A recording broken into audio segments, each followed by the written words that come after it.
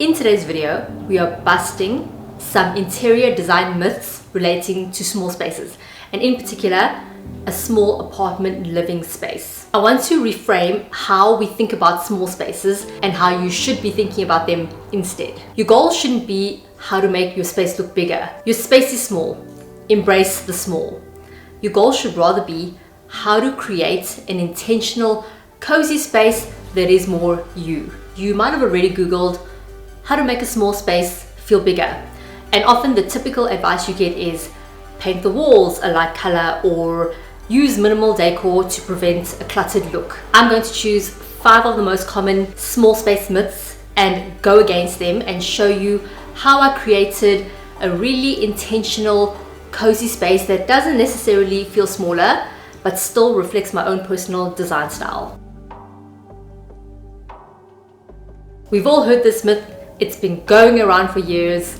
Paint the walls a light color. But recently I've seen a lot of amazing small spaces that have been painting the walls a dark color and it looks really amazing. It's really moody.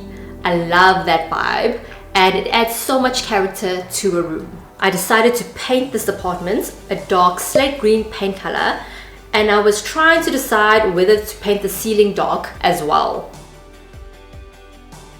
Because this is the main living space with not a lot of natural light coming in, I actually decided to leave the ceiling a light color to help bounce some light around the room. I'm not opposed to painting the ceiling the same color as walls, but it all depends on the space, what the space is used for, how much light is coming into the room. There are no real rules on whether you should paint your ceiling the same color as your walls. I think it all depends on your space and what feels right for your space.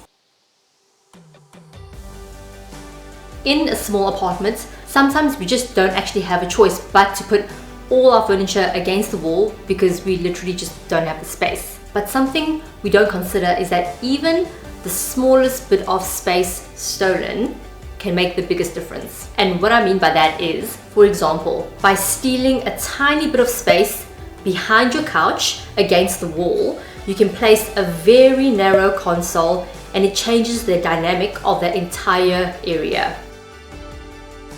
You can use it for decor or even use it as a secondary coffee table.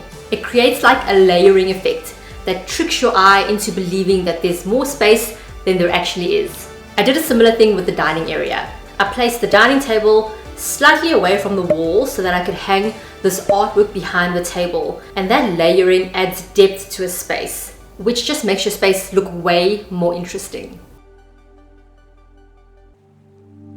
I think having a combination of large and small artwork in any space is great. If you only have a whole bunch of little artwork all over the place, it can make your walls look a bit bitty and cluttered.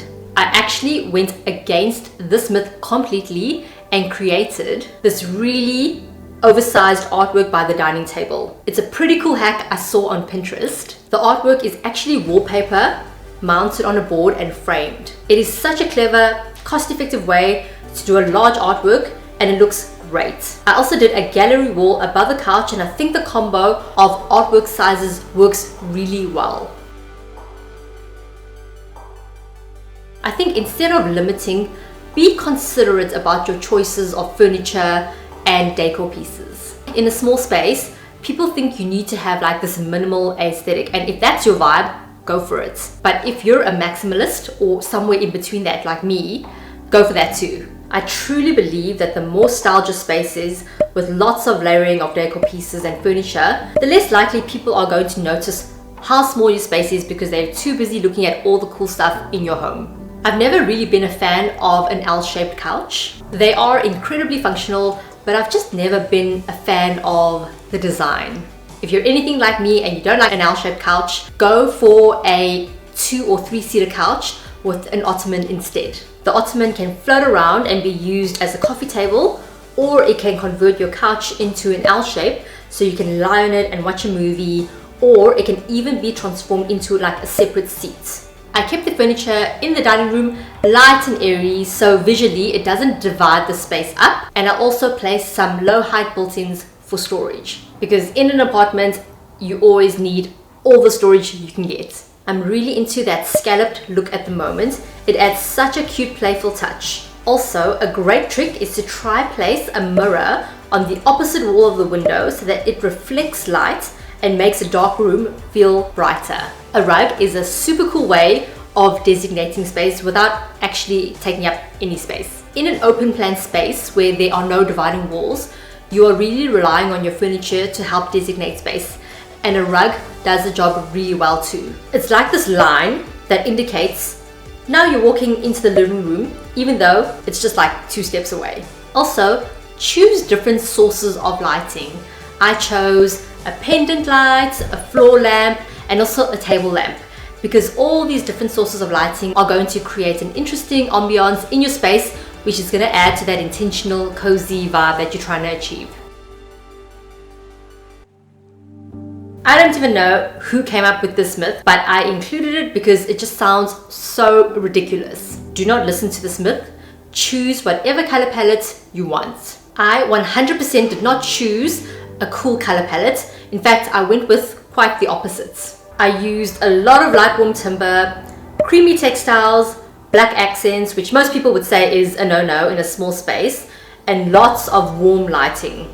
If you don't really know what you like, or you're still trying to figure out your own personal design style, I actually made a video about how to define your own personal design style, which I'll link over here. I hope you feel inspired to make your own small space an extension of you and not feel confined to these weird small space myths that people have created. If you are keen to see more interior design content, please give my channel a subscribe, and I'll see you in the next video.